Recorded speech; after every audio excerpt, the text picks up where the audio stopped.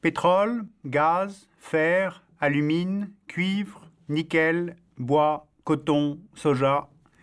Les taux de croissance de la Chine imposent au pays une recherche active de matières premières à travers le monde. Nous allons aujourd'hui dessiner une carte mondiale des matières premières, et c'est une carte qui est sino-centrée. La Chine est le 5e producteur mondial de pétrole, et pourtant la production nationale ne suffit plus. En 2005, la Chine importe déjà 30% de sa consommation de pétrole, et si la croissance du pays se maintient à un rythme identique, ce qui est fort probable, en 2025, donc dans 20 ans, elle importera 82% de ses besoins en pétrole. Or, 20 ans pour un pays, c'est tout de suite. La Chine est donc en état d'urgence en matière d'approvisionnement énergétique. Alors comment y répond-elle?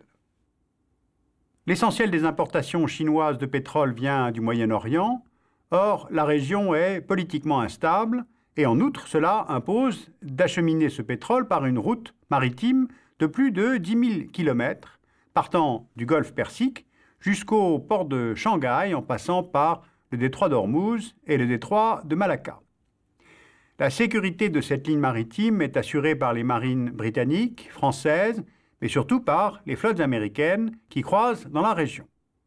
Alors par sécurité, il faut entendre la lutte contre la piraterie ou les attaques terroristes, mais pour Pékin, on peut traduire cela de façon peut-être plus politique. En effet, en cas de conflit grave à propos de Taïwan, Washington dispose là d'un moyen de pression sur cette ligne vitale à la croissance chinoise. Alors face à cette configuration, nous avons repéré 3 réponses chinoises.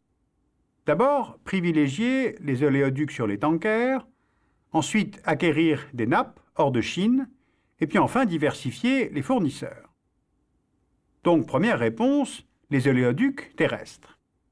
Au sud, en alternative à cette route entre l'océan Indien et la mer de Chine, Pékin envisage la construction d'un oléoduc entre le golfe d'Andaman et le Yunnan. On a pu noter, fin 2004, la présence en Thaïlande d'ingénieurs et de géologues chinois venus pour étudier un tel trajet terrestre. Ce trajet éviterait ainsi au pétrole de passer par le détroit de Malacca, la mer de Chine et le détroit de Formose. Au nord de la Chine, maintenant la Russie. En 2003, les importations chinoises en provenance de Russie ont augmenté de 73%. Et pendant la visite du Premier ministre chinois, Wen Jiabao, en septembre 2004, Moscou s'est engagé à augmenter ses livraisons de pétrole de 50% en un an. On passera de 10 millions de tonnes en 2005 à 15 millions de tonnes en 2006. Et pour assurer l'évacuation de ces hydrocarbures, la compagnie russe Transneft a prévu de construire un oléoduc partant de Taïchet et sortant à Nakhoda près de Vladivostok. Alors un tel projet entend évidemment approvisionner aussi le Japon, la Corée et les États-Unis. Deuxième réponse chinoise pour sécuriser ses approvisionnements énergétiques, acquérir des nappes d'hydrocarbures. Prenons le cas d'un pays comme le Kazakhstan.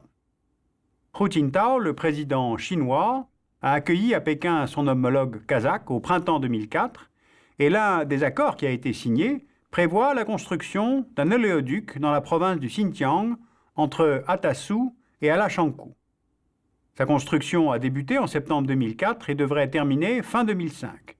Je vous rappelle que la compagnie nationale chinoise avait pris le contrôle de 60% de la deuxième compagnie pétrolière kazakh en 1997, avant d'en prendre le contrôle total en 2003. Troisième réponse, la diversification des fournisseurs. Pour cela, Pékin a noué des relations avec les pays isolés par les diplomaties occidentales, comme la Libye, l'Iran, le Soudan et il y a quelques années, l'Irak. Concrètement, aujourd'hui, la Chine négocie avec la compagnie nationale iranienne un accord d'exploration conjointe des gisements iraniens. On sait aussi que 40% du gisement Eglig au Soudan est sous contrôle chinois. D'autres compagnies chinoises sont impliquées dans la construction d'un oléoduc de 1400 km de long, reliant le bassin de Melout à Port-Soudan, où là, elles construisent un terminal pétrolier pour l'exportation. En somme, la Chine profite de l'isolement imposé par les Occidentaux à ces pays voyous, selon la classification de Washington, et Pékin procède parfois à du troc, à savoir gros contrats pétroliers contre vente d'armes chinoises. Et puis il y a une quatrième réponse pour satisfaire la demande d'énergie, c'est celle de la diplomatie classique, à haut niveau, et très précise dans sa recherche d'accords liés aux matières premières. On sait que l'Angola est le deuxième plus gros producteur de pétrole du continent africain. Eh bien, le premier ministre chinois, Wen Jiabao, en visite à Luanda en 2004, a accordé un prêt de 2 milliards de dollars au gouvernement angolais pour la réfection de la plus longue voie ferrée du pays, 1300 km de rails, du port de Lobito sur l'Atlantique pour aller jusqu'à Lubumbashi au Congo. Et cet énorme projet, une fois terminé, pourra évacuer le cuivre, le zinc, les diamants du Katanga et de Zambie, aujourd'hui exportés par les ports d'Afrique du Sud. Au Gabon, fin 2004, on a également noté la présence d'experts chinois en travaux publics pour une étude de faisabilité concernant la construction d'une nouvelle voie ferrée pour évacuer les ressources minières. Autre richesse du Gabon, l'Okoumé. Il faut savoir que plus de la moitié de la production gabonaise d'Okoumé part chaque année en Chine. Elle est destinée aux charpentes, aux meubles, dont la demande explose sur le marché chinois. Or, en 2003, les prix de l'Okoumé ont augmenté à cause des pénuries de ce qu'on appelle les vraquiers pour le transport maritime, et puis à cause de la montée de l'euro.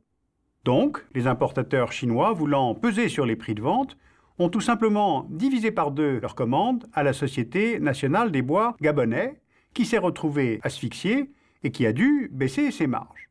Alors, morale de cette petite histoire, avec de tels volumes achetés, c'est l'importateur qui finit par imposer ses prix et non plus le fournisseur. Enfin, autre continent, mais même problématique, l'Amérique latine. Fin 2004, le président chinois Hu Jintao s'est rendu en Amérique latine dans 4 pays de la région. Avec le Brésil, Lula et Hu ont signé un accord commercial portant sur la prospection pétrolière, l'aéronautique et l'espace, notamment pour le lancement commun d'un satellite d'observation terrestre en 2006.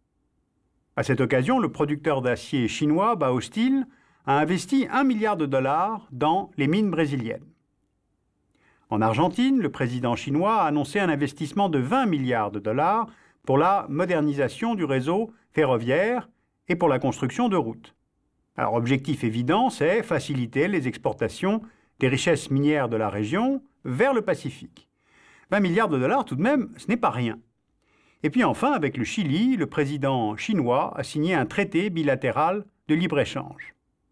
Eh bien, le dessous des cartes est placé à cet endroit-là. Avec ces 3 pays réunis, la Chine va cofinancer une étude pour envisager, pour la première fois, le franchissement de la cordillère des Andes par une voie ferrée, afin de relier le Brésil et l'Argentine au Chili, donc vers les ports du Pacifique.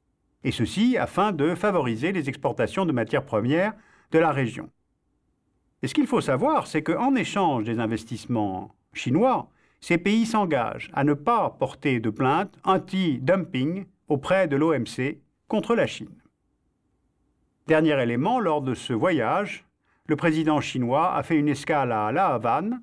Il est prévu un investissement chinois dans le secteur du nickel, ce qui va permettre à terme de doubler la production cubaine et de l'exporter vers la Chine. Alors on le comprend par ces voyages. À l'échelle de la moitié du monde, la Chine et l'Amérique latine ont une frontière en commun, c'est l'océan Pacifique. Et à l'échelle mondiale, la dynamique de la croissance chinoise nourrit la dynamique des marchés. Jamais le niveau des prix des matières premières a été aussi élevé depuis 23 ans, selon le rapport du Commodity Research Bureau qui est à Chicago et qui chaque année fait la moyenne de 22 prix mondiaux. Alors est-ce qu'il faut se réjouir de tout cela? Pour la croissance mondiale, sans nul doute, mais peut-être voit-on actuellement lentement poindre, se développer ce qu'on pourrait appeler un capitalisme prédateur, sans véritable règles externes, et en tout cas sans règles internes à la Chine.